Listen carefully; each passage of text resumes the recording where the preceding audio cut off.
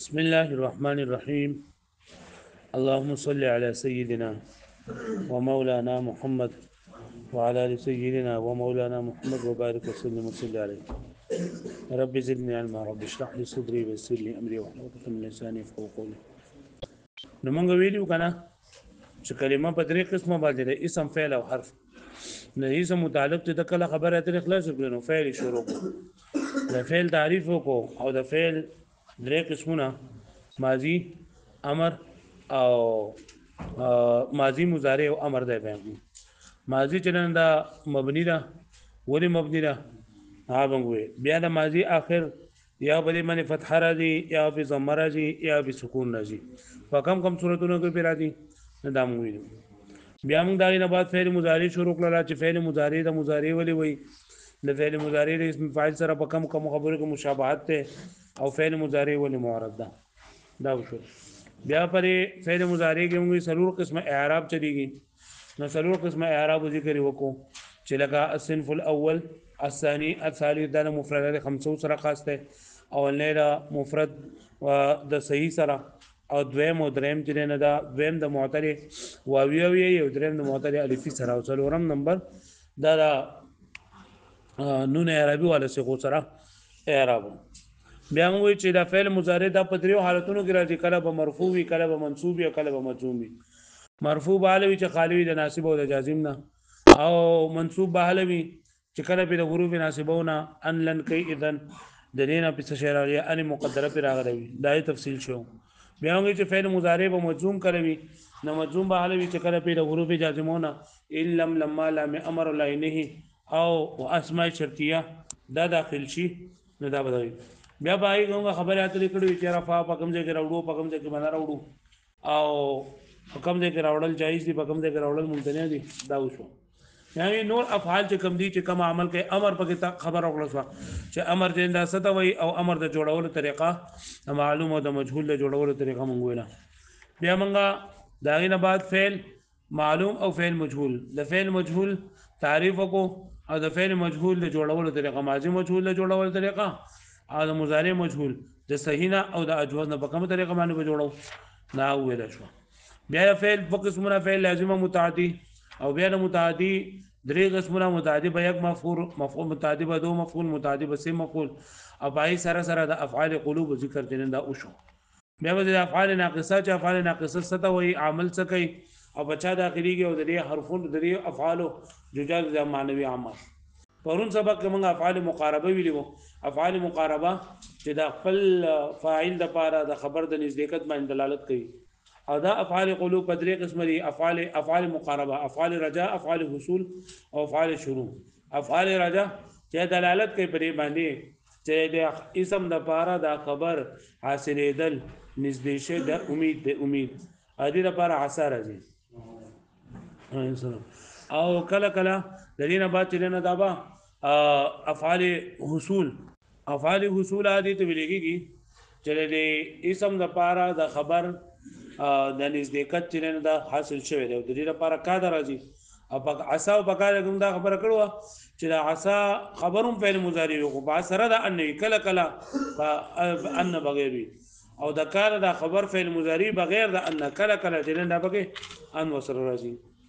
او دریم نمبر موږ ویل افعال شروع چې په دې باندې دلالت کوي چې د فاعل لپاره دا خبر حاصلېدل شروع شوی دي. اې پر توفیق اخذ جعل قرب او شغا دا ټکی دین راځي. او د دې مثال هم دا د عسى او د کا د بشان یعنی کله خبري بغیر د مضارع سره راځي، بغیر د نو کله سره د ان. بیا یو فعل تعجب، افعال تعجب ته ویلېږي چې انشاء تعجب د پاره وځل شي. انشاء تعجب دا چې دا یو معنی نه او به پیدا شي، مطلب یو سړی یو څه ته وګوري او د حیران شي. نا کم افعال چې د په حیرانتیا باندې اظهار کوي اې د افعال تعجب وي. د تعجب د لپاره دوه سری استعمالي او ما افعله او افعل به. ما افعله افعل به په دې کې دوه ترکیب کېږي، دوه ترکیب ما افعله درې ترکیب دي چې یا هو بما بمانه د ايو شی مبتدا ده او احسن فعل او هو ضمیر بغفال زید المفعول فعل فاعل مفعول به من خبر. دوه ترکیب موږ چې نور دي، یو ما چې نه دا موصوله ده، احسن زید فعل فاعل مفعول به ده سلم موصول سلم من مبتدا او شی لازم نور خبر. یا دویم نمبر ما په معنا د شیء مبتدا او احسن دین دا ولا خبر شو او افعل به کی یو ترکیبی افعل فعل امر بمعنى افعل فعل ماضی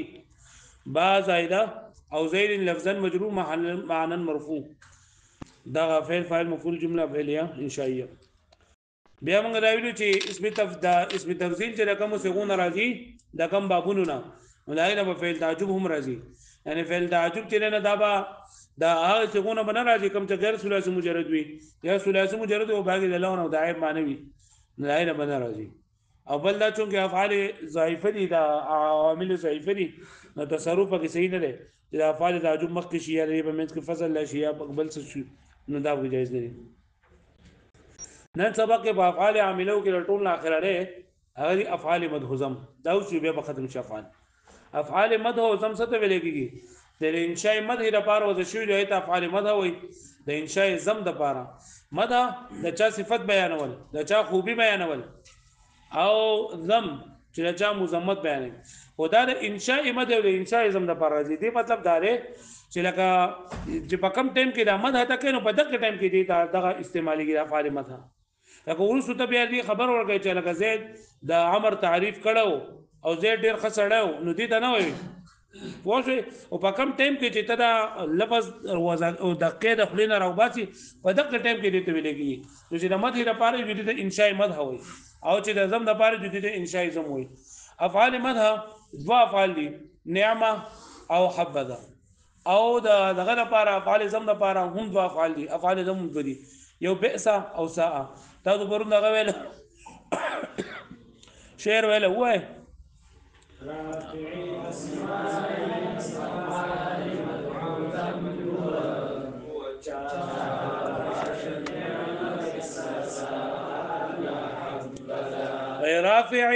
رافع اسماء جنس افعال مدحو ذنب چار باشد نعم بئساسا انگا حبدا دا څه مطلب دی رافع اسماء جنس اسم جنس لره رفع ورکونکي افعال مدحوزم دي چې دا سلور دي نعمه حبدا دا افعال مدح او بئس او ساء افعال ذم درې دغه دي کنه نعمه بئس او ساء درې فاعل دا پتریو صورتونو کې راځي فاعل بدلی معرف باللام وی یا بدلی فاعل معرف باللام طرف ته مضاف وی او یا بدلی فاعل ضمیر وی چې داغه نو ورسره تمیز راغلی فاعل بدلی ممیز وی چې ورسره تمیز راغلی داغه په دای کې په افعال مدح او په افعال ذم کې درې سوزونه یو فعل مدح یو فاعل مدح یو مخصوص بالمدح فعل ذم مخصوص بالذم او فاعل ذم درې سونه پکې واش په معنی فعل مدح فاعل مدح او مخصوص بالمدح او په فعل ذم کې درې سونه فعل ذم فاعل ذم مخصوص بالذم د دې په ترکیبونه کېږي لکه ته نعم الرجل زید نعم الرجل د دې په ترکیب دي بئس الرجل زیدا دا ټول چې دي د دې په ترکیب دي نعمه فعل مدح الرجل فاعل مدح فعل سره خپل فاعل جمله فعلیه انشائیه خبره ختم زید خبر ده مبتدا محذوف لپاره چې هو مبتدا نو هو زید نعم الرجل هو زید بئس الرجل هو زید په ټولو کې به دا شان ترکیب او حبذا زید د دې په دغه ترکیب چې حب فعل مدح دا فاعل مدح او زید مخصوص بالمدح لکه پوه شو معنی یو ترکیب دا شو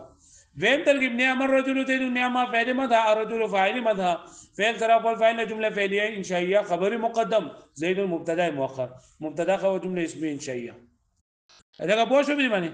نیابه د نعم الرجل جدا جمله جوړه او زید دا با خبر جوړه مبتدا لپاره او یا په ټوله یو جمله جوړه نو فعل مدح سره خپل فاعل مدح نه یا فعل ذم سره خپل فاعل ذم نه جمله فعلیه انشائیه خبر مقدم او خبر مبتدا مؤخر فاشو معنی وګوروس فصل افعال المدح والذم افعال مدح او ذم ما وضع لانشاء مدح او ذم دا هغه ته ویل کېږي چې وذکر شوی د انشاء مدح یا د زم د پاره مدح د چا صفت بیانول د چا خوبي بیانول او ذم د چا مذمت بیانول قرآن مجید کې کنه نعمت ثواب وحسنت مرتفقا نعمت ثواب وحسنت مرتفقا او بئس الشراب ساءت مرتفقا نو بئس پکوم راغله او ساءت پکوم راغله بئس مثوى الظالمين بئس المصير قرآن مجید کې نو دا ټول لګا فساءت مصيرا دې څه ټکی په قوم کې اما المدح فله فعلان د مدح لپاره تو فعلونه دي کم دي نعمه او بیا لاندې لیکلي حبذا نعمه نو نعمه د دې فاعل څنګه راځي نو ما تاسو چې د فاعل څو حالتونه دي درې حالتونه دي فاعل لري څو حالتونه دي درې نمبر 1 سره او دیم معرف باللام طرف مضافي لکه وفاعله اسم معرف باللام د دې فاعل بیا معرف باللام وي لکه نعم الرجل زید ترکیب نشم کولای نعم فعل متى الرجل فاعل متى فعل سره په فاعل جمله فعلیه انشائیه خبر ختم او زید خبر د چره بارا مبتدا موضوع زم ترکیبو نعم الرجل نعم فعل متى الرجل فعل سره په فاعل جمله فعلیه انشائیه خبر مقدم او زید مبتدا خبر جمله اسمیه انشائیه انشائیه به څنګه وایو کنه چې دا ګور د انشاء مده د انشاء د بعد دا ته ان شاء الله بره به وایي چې انشاء په دوه قسمه دی انشاء طلبي دی انشاء غیر طلبي ده انشاء طلبي پنځه قسمونه دي امر نهي استفهام تمني او ندا دا پنځه چې دا انشاء طلبي دي دین علاوه دا نور څه کوم دي افعال مقاربه داوم انشاء طلبي کې په افعال تعجب او افعال مدحوزم او دا شان دي عقود او قسم دا ټول چې نه دا پدای کې په انشاء غیر طلبي کې راځي پوه شو مې معنی د انشاء څو قسمونه دي وا یو انشاء طلبي انشاء لکه زين کې دا راځي چې ما خو د اسمه د جمله انشائیه اقسام چې ویلو نو باید کومه افعال مدحوزم نه ویلي ما په افعال مقاربه نه وي مقاربه په کې څوک استقاء څوک نه کوله فعل تعجب او دا نو چې انشاء په څو قسمه ده انشاء په دوه قسمه یو انشاء طلبي او انشاء غیر طلبي عمل مخا او مضاف الى معرب باللام یا بدی فاعل به معرب باللام نوي او معرب باللام تر د مضافي لکه نعم غلام الرجل زید ترکیب نشم کوله نعم فعل ماذا غلام مضاف الرجل مضاف سره په مضاف لنا فاعل ماذا فعل سره په فاعل جمله فعل شيء خبر مقدم او زید مبتدا مؤخر مبتدا خبر الاسم شيء وقد يكون فاعله مضمرا کله به فاعل سوي مضمر وي چې کله فاعل مضمر وي نو دا به ممیز وي او د دې نو وروسته چې اسم راځي نو دا به تمیز وي او د دې نو وروسته چې نه یا به اسم ظاهر راغلی او یا به ما راغلی ما نکره راغلی وانه راتلی شي وقد يكون فاعله مضمر ويجب تمييزه او واجب تمیز بنکره موصوبه بنکره منصوبه سره لکه نعم رجلا زید ترکیب نشم کولای را نعم فعل متى رجلا فاعل متى فعل سره په فاعل نه کنا نعم فعل متى وضمير مميز رجلا ولا مميز سره خپل ضمیر نه فاعل متى فعل سره په فاعل جمله فعل شيئا خبر مقدم او زید مبتدا مؤخر دا زید چې دا سره مخصوص بالمدى ده په مخ کوم مخصوص بالمدى په ترکیب کې موږ مخصوص بالمدى نه وایو ٹھیک ده او بما یا بلدی دا دغه چې کنه فاعل چې دې کله مضمر وي نو تمیز بیا اسم نکره راغلی وي منصوب او یا به ما راغلی ما لکه فنعم ما هي نو اصل نعمه ما هي نو ترکیب څنګه کومه نعمه فعل مدا او ضمیر په ممیز ما ور ضمیر ممیز سره خپل ضمیر نه فاعل او هي مخصوص بالمدى دا پوه شوي او بما یا بدلی سره یعنی دا نکره چې کم ده کنه تمیز دا به نکره منصوبه دا به ما راغلی وي نه قول تعالی فنعم ما هي اصل کې څنګه ده نعم شيئا هي دا ما به معنا شيئا نکره وزيد يسمى المخصوص بالمدح او دې زید تبسوي لګي مخصوص بالمدح وحبذا او دویم نمبر په افعال مدح کې حبذا ده حبذا زيد حبا فعل مدح وفاعله ذا والمخصوص بالمدح زيد وهي فحبذا کې دا فاعل چې دا همیشه لپاره ذا وي همیشه به فاعل سوي ذا وي نو کله دې دا مخصوص بالمدح کا مفرد راځي او کا تسنیه راځي او کا جمع راځي